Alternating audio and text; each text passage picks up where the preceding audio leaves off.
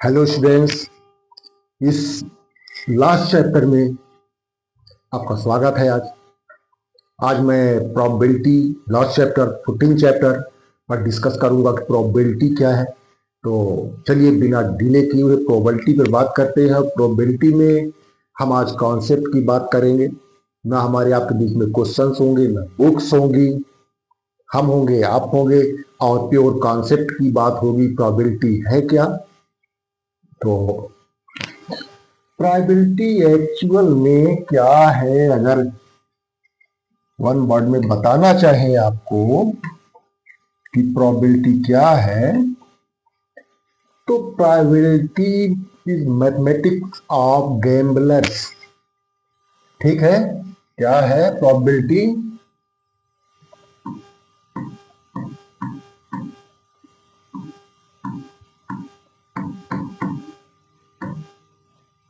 Probability क्या है?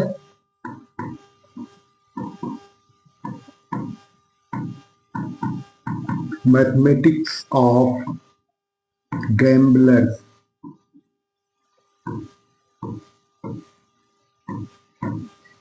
ये जुआरियों का गणित है।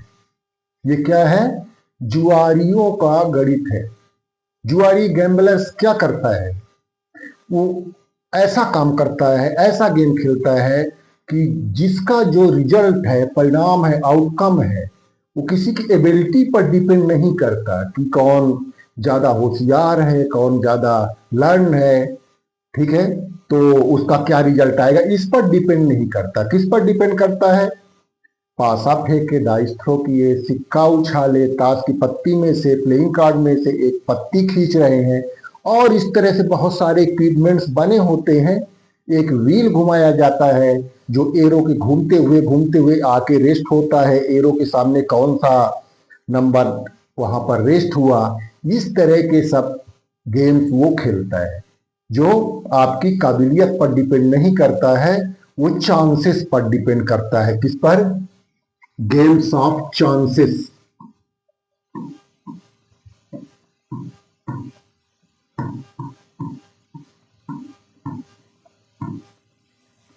गेम्स ऑफ चांसेस इस पर डिपेंड करता है। तो अब प्रोबेबिलिटी की बात करें, जो यहां आपको मैथ्स में पढ़ना है, तो दो तीन चीजें दिमाग में रखना। पहला आपको क्या पढ़ना है? एक्सपेरिमेंट।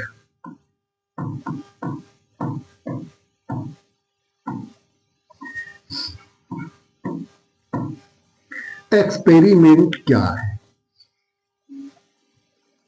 तो गैम्बलर क्या करता है? एक्सपेरिमेंट करता है।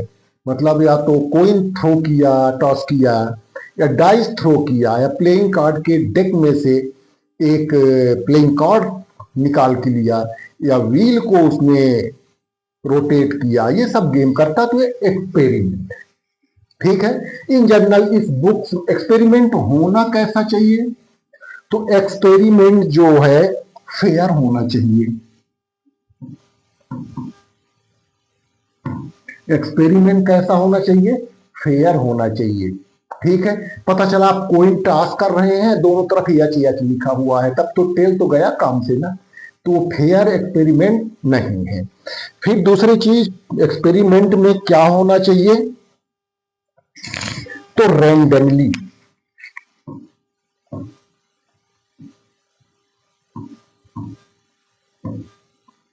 रैंडम एक्सपेरिमेंट होना चाहिए।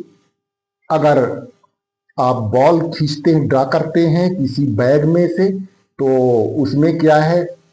सेम कलर की सेम बॉल्स होनी चाहिए। या कि आप कोइन टॉस करते हैं तो उसको फ्री फॉल होने दीजिए।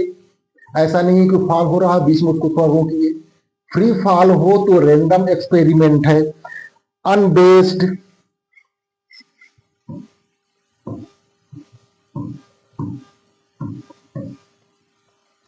पक्षपात वाला नहीं चाहिए, अनबेस्ड चाहिए।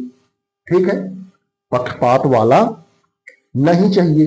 पक्षपात वाला कैसे हो सकता है? मान लो कोइन है, अब वो फ्लैट नहीं है, दोनों सरफेसेस उसके फ्लैट नहीं है। ठीक है, एक तरफ थोड़ा सा वो कर्व हो गया है।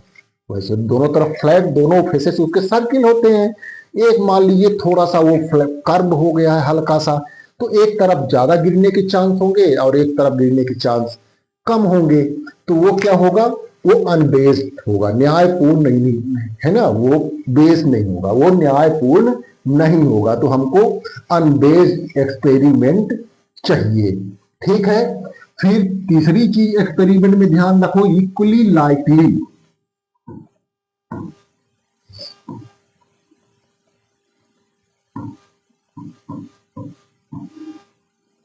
उसके जो आउटकम्स हो ये इक्वली लाइकली हो, यानी सभी के बराबर चांस हो, सभी के क्या हो, बराबर चांस हो।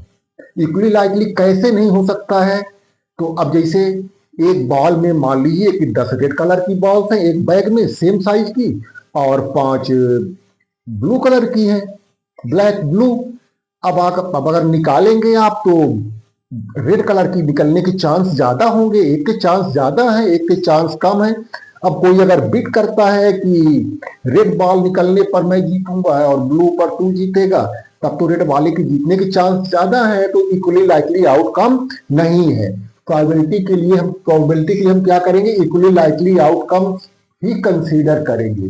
या आपसे कोई पूछ दे कि ये बताओ कि ये फैन जो चल रहा है इसके फॉल होने की, गिरने की प्रोबेबिलिटी क्या है, तो इनकी प्रोबेबिलिटी हम नहीं निकालेंगे, वो इक्वली लाइकली आउटकम नहीं है। अगर गिरने या ना गिरने की बात करें तो फैन नहीं गिरता है, कभी एक्सीडेंटल केस में गिरता है, तो गिरने के चांस बहुत कम है ना, ज्यादातर वो नहीं गिरता, फैन मूव करता है, सीलिंग में लगा रहता है, वो इक्वली लाइकली आउटकम नहीं है और उसकी प्रोबेबिलिटी हम नहीं निकालेंगे, कंसीडर नहीं करेंगे। ठीक है। तो हमारा एक्सपेरिमेंट कैसा होना चाहिए, फेयर होना चाहिए। ठीक है। दूसरी चीज आपको ध्यान रखना है, अब एक्सपेरिमेंट करेंगे तो क्या मिलेगा, एक्सपेरिमेंट आपने डाइस थ्रो किया, क्या मिलेगा, आउटकम मिलेगा। ठीक है।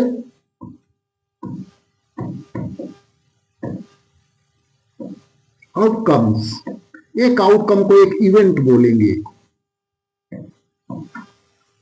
जैसे आपने कोइन टॉस किया तो आउटकम्स एच और टेल, या तो एच आएगा या तो टेल आएगा। फिर आपने डाइस थ्रो किया तो 1 2 3 4 5 6 में से कोई एक, और अगर एक कार्ड अगर आप ड्रा कर रहे हैं बिल्स फ्रॉम बिल्स फेल्ड पर डेक ऑफ 52 कार्ड्स, तो पूरे 52 पत्तों में से कोई एक पत्ता निकलेगा, एक कार्ड निकलेगा, ये हो गया। तो आउटकम्स कहा जाएगा। आउटकम्स दो तरह के होंगे। ठीक है। आउटकम कितनी तरह के होंगे, दो तरह के। एक तो होगा एलिमेंट्री आउटकम या एलिमेंट्री इवेंट।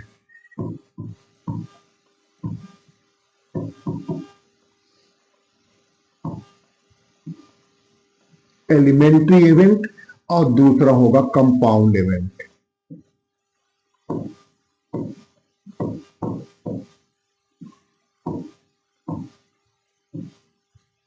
ठीक है।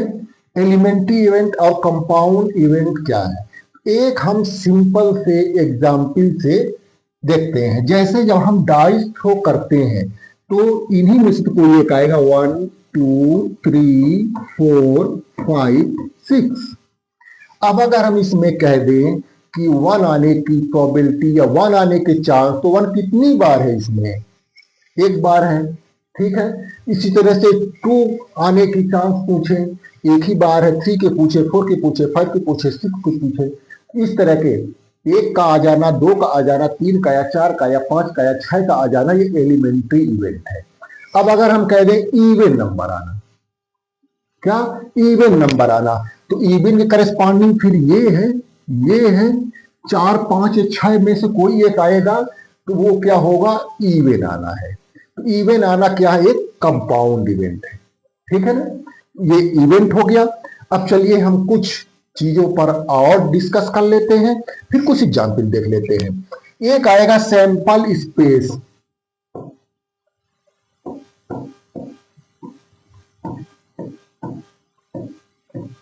सैंपल स्पेस क्या है, set of all possible outcomes. सभी पॉजिबल आउटकम्स का सेट। सेट मान लो नहीं पढ़े हो, 11 में पढ़ोगे तो कलेक्शन बोल दो, collection of all possible outcomes. जैसे अगर हम डाइस की बात करें तो इसको कलेक्ट करके एक जगह रख दीजिए, ये हो गया सैंपल स्पेस। अब जो कुछ भी आएगा तो इसी में से आएगा। तो ये हो गया। चलिए कुछ एग्जाम्पल पर डिस्कस करते हैं, ठीक है ना।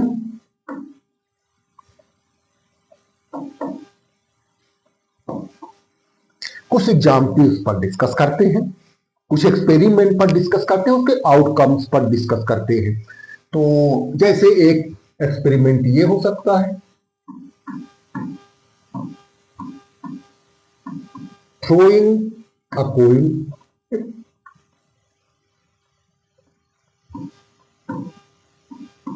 Tossing a coin. तो कोइन एक टॉस करोगे तो क्या मिलेगा? सैंपल स्पेस जिसको हम एच से लिखते हैं वो एच कितना होगा? H T.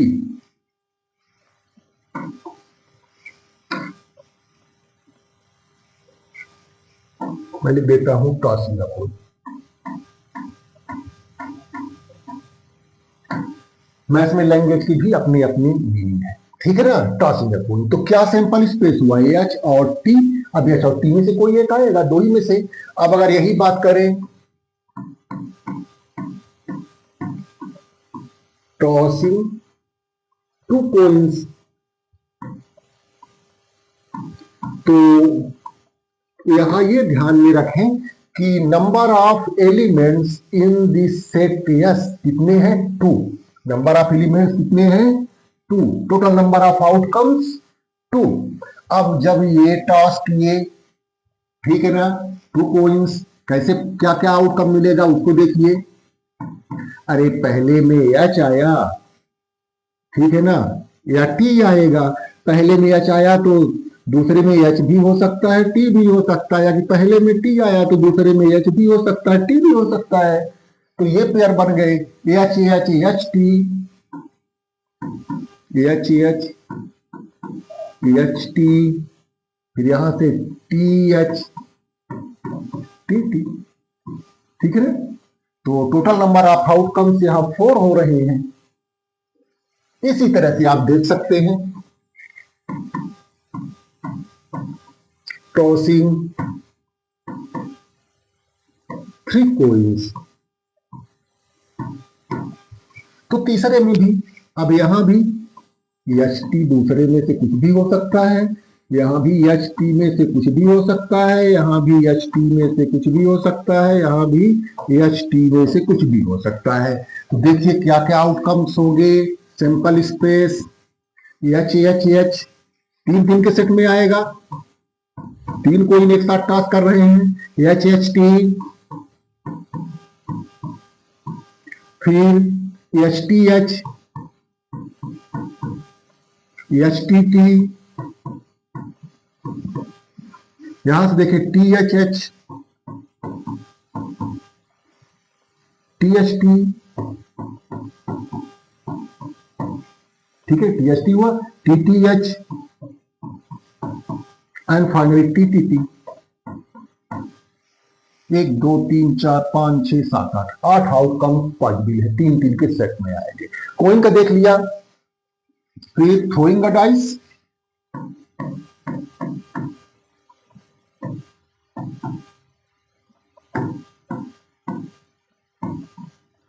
तो डाइस में तो कन्फर्म है 1 2 3 4 5 6, इतने ही आउटकम्स होंगे। फिर एक और देख लेता हूं,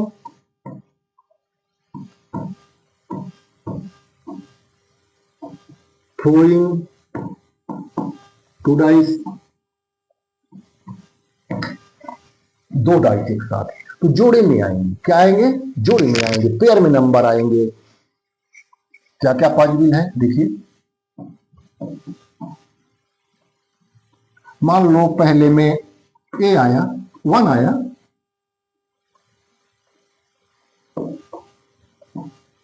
दो डाइस थ्रो कर रहे, मान लो पहले में 1 आया, तो पहले में वन आना, दूसरे को कोई बाउंड नहीं करता, दूसरे में कुछ भी आ सकता है, वन वन भी आ सकता है, कुछ और भी आ सकता है। तो वन वन, अभी हम पहले में जब वन आया तब कंसीडर करते हैं दूसरे में क्या क्या आया।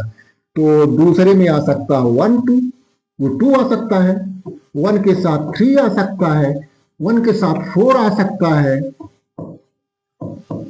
वन के साथ फाइव आ सकता है, और वन के साथ सिक्स आ सकता है।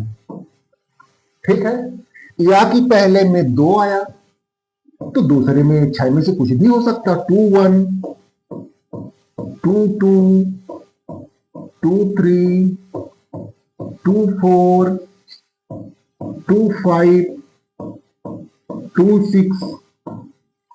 अगर पहले में थ्री आया तो दूसरे में फिर वही वन हो सकता है, three two, three three, three four, three five, three six. इसी तरह से पहले में अगर फोर आया तो दूसरे में फिर वही one two three four five six के चांस हो गए, four one four two four five four six. ठीक है ना। फाइव आया पहले में, five one five two five three five four five five five six, तो मैं डैश डैश कर देता हूं। अब पहले में अगर सिक्स आया तो वही six one, six two, six three, six four, six five, six six. इतने आउटकम्स हुए। कुल कितने हो गए?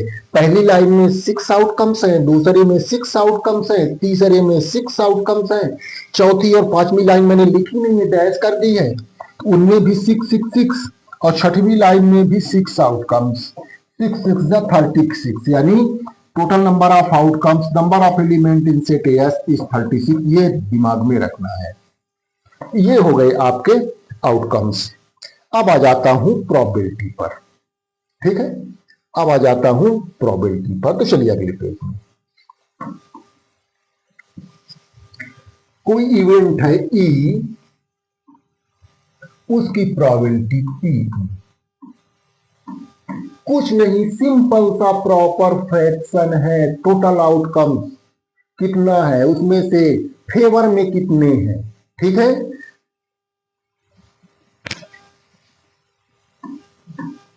नंबर ऑफ आउटकम्स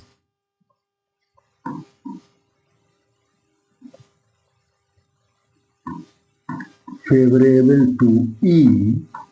जैसे बोल दिया इवेंट ई को बोल दिया इवन नंबर आना, तो उसके फेवर में 2 4 6 है। या बोल दिया प्राइम नंबर डाइस के केस में, तो उसके फेवर में 2 3 5 है। वो सब अपन टोटल नंबर ऑफ आउटकम्स।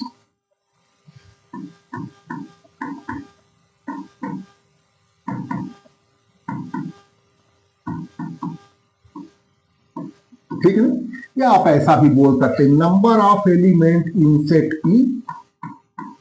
जब आप 11 में पढ़ेंगे तो ये वैल्यू आप रख लेंगे upon number of element in set S. ये प्रोबेबिलिटी के लिए हो जाएगा। फिर अभी हम ये फार्मूला यूज करेंगे। अब देखते हैं कुछ प्रोबेबिलिटीज। तो हम एक कोइन की बात करें। ठीक है, कोइन में हेड आने की प्रोबेबिलिटी और टेल आने की प्रोबेबिलिटी। तो total number of outcome coin में एच टी यानी 2 है। हेड कितने टाइम्स है? ई क्या हो गया? ई अगर ले ले गेटिंग एच आया, ठीक है ना, एच का आना कितनी बार है, यानी ई कितना हो गया? 1 हो गया। ठीक है ना, तो ये फार्मूला लिखेंगे प्रोबेबिलिटी ऑफ ई, तो 1 upon total number of outcomes, total number of outcomes 2 1 upon 2। इसी तरह से टेल आने की प्रोबेबिलिटी ई के अलावा दूसरा नाम उसको दे लेंगे, वो भी 1/2। ठीक है, और दूसरे एग्जाम्पल में कंसीडर करता हूं मैं डाइस के केस में। तो यस, आपको पता है 1 2 3 4 5 6। अब अगर 1 की प्रोबेबिलिटी ऑफ गेटिंग 1/6, 1 एक ही बार है। प्रोबेबिलिटी ऑफ गेटिंग 2 भी एक ही बार है, 2/6। 3 की 3/6, 4 की 4। नो नो नो नो, यही तो गलती नहीं करनी, यही गलती नहीं करनी है। क्या करना है, जो 2 की प्रोबेबिलिटी है, 2 कितनी बार है, एक बार है, तो 1/6 लिखो। क्या लिखो, 1/6। नंबर ऑफ फेवरेबल आउटकम 1 और टोटल नंबर ऑफ आउटकम 6। इसी तरह से 3 की प्रोबेबिलिटी 1/6, 4 की 1/6, 5 की 1/6, 6 की 1/6। और अगर सभी प्रोबेबिलिटीज को यहाँ ऐड कर दो, ये सब एलिमेंट्री इवेंट्स थे, 1 का आना, 2 का आना, 3 का आना, 4 का आना, 5 का आना, 6 का आना, और सबकी प्रोबेबिलिटी मैंने लिखा, और सभी की प्रोबेबिलिटी अगर ऐड कर दो तो कितना हो जाएगा, ये हो जाएगा 6/6। ठीक है ना। एक आपको इंपॉर्टेंट फैक्ट यहां मिल गया, the sum of probabilities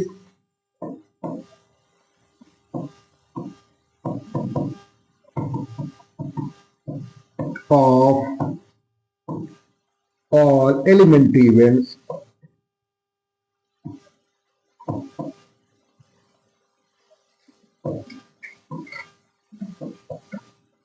is always 1. Sum of the probabilities of all the elementary events is always 1. ठीक है ना। अच्छा, तो चलिए आगे देखता हूं।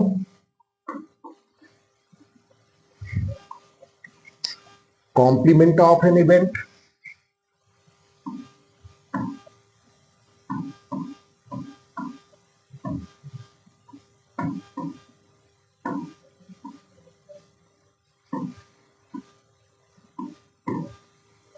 तो अगर ई कोई इवेंट है, ठीक है ना, अगर ई कोई इवेंट है, इसका कॉम्प्लीमेंट इवेंट नॉट ई के अलावा बाकी पूरा, ठीक है ना, नॉट ई होगा, नॉट ई।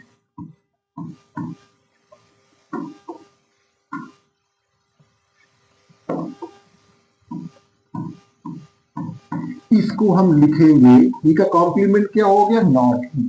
इसको क्या लिखेंगे, नॉट ई को हम ई वार से डिनोट करेंगे। ई का कॉम्प्लीमेंट नॉट ई वार। जैसे डाइस के केस की बात करें, तो अगर इवेंट ई ले ले H, getting H up, getting head up, तो नॉट ई हो जाएगा गेटिंग टेल अप। ठीक है। और अगर डाइस की बात करें, तो अगर ई हम ले लेते हैं, ई इवेंट ले लेते हैं गेटिंग इवन नंबर, तो नॉट ई हो जाएगा गेटिंग ऑड नंबर्स। ठीक है। तो कॉम्प्लीमेंट इवेंट्स हैं। और ध्यान में ये रखना है, प्रोबेबिलिटी ऑफ ई, अब किसी इवेंट में, किसी एक्सपेरिमेंट में या तो कोई इवेंट आएगा या तो वो नहीं आएगा, या तो ई होगा या तो ई नहीं होगा, दो ही चांस होंगे। तो पीई और plus probability of not E, probability of getting E and probability of not occurring E is always 1। यच आने की प्रोबेबिलिटी अगर पता है, तो टेल आने की प्रोबेबिलिटी क्या होगी, यच आने की प्रोबेबिलिटी प्लस टेल आने की प्रोबेबिलिटी 1/2 प्लस 1/2 ऑलवेज 1। ये फार्मूला हो गया। यहां से हम कभी कभार ई की प्रोबेबिलिटी निकालना आसान है, तो हम इस फार्मूले से प्रोबेबिलिटी ऑफ नॉट ई निकाल लेंगे 1 माइनस पी ई करके। या किसी को सर ने आपको नॉट ई की प्रोबेबिलिटी आसान है, तो आप पीई निकाल सकते हैं, वहां से एक ही बात होगी, 1 माइनस पी नॉट ई। तो इस फार्मूले को दिमाग में रखना है, इस फार्मूले को दिमाग में रखना है। ठीक है। अब प्रोबेबिलिटी कितनी हो सकती है, प्रोबेबिलिटी कितनी हो सकती है, इस बात पर भी दिमाग में रखना है, इस बात को भी हमें दिमाग में रखना है। तो किसी चीज की प्रोबेबिलिटी क्या हो सकती है? अब जैसे मैं एक डाइस की बात करता हूं, डाइस में जो सैंपल स्पेस होता है 1 2 3 4 5 6। अब अगर हम कह दें कि डाइस थ्रो करने पर ग्रेटर देन 7 आने की प्रोबेबिलिटी क्या है? डाइस थ्रो करने पर 7 से या 6 से बड़ा, ग्रेटर देन 6 आने की प्रोबेबिलिटी क्या है? तो नहीं आएगा 6 से बड़ा, 6 से बड़ा नहीं आएगा। तो नंबर ऑफ, तो उसकी उस केस में प्रोबेबिलिटी क्या हो जाएगी? अगर उस इवेंट को ई लिखें, फेवर में कोई भी आउटकम्स नहीं है, कोई भी ग्रेटर देन 6 नहीं है, तो 0 upon total number of outcome 6 which is 0। ऐसे इवेंट्स को क्या बोलेंगे? Impossible event. क्या बोलेंगे?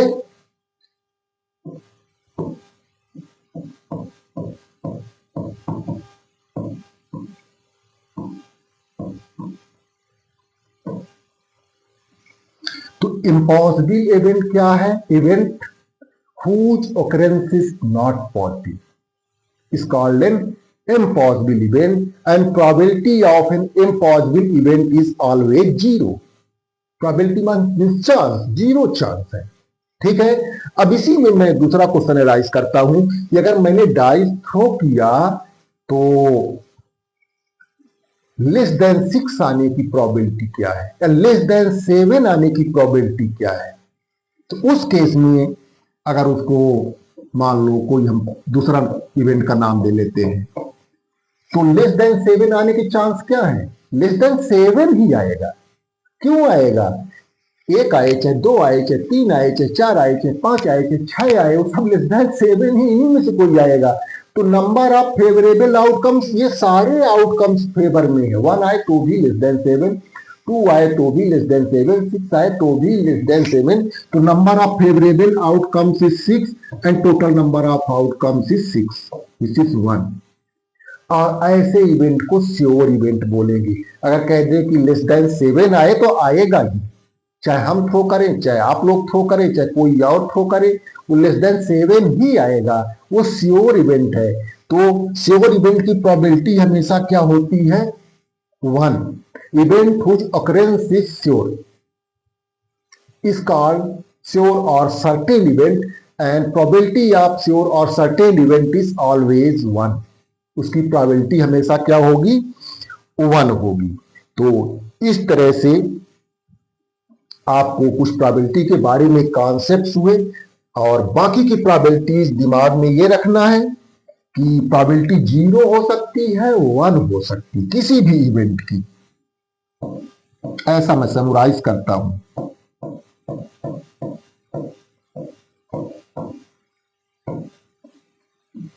0 और 1 के बीच में प्रोबेबिलिटी लिखी है, यहां लेस देन इक्वल का भी सिंबल है, यहां लेस देन इक्वल का भी सिंबल है। नहीं, 0 के इक्वल भी हो सकता है, 0 से बड़ी भी प्रोबेबिलिटी हो सकती है, उधर 1 के इक्वल भी हो सकती है, 1 से छोटी हो सकती है प्रोबेबिलिटी। तो 0 और 1 के बाहर नहीं होगी, 0 से लेकर 1 तक प्रोबेबिलिटी होगी, इसके बाहर प्रोबेबिलिटी नहीं होगी। तो मिलते हैं अगले वीडियो में एक्सरसाइज के क्वेश्चंस लेकर।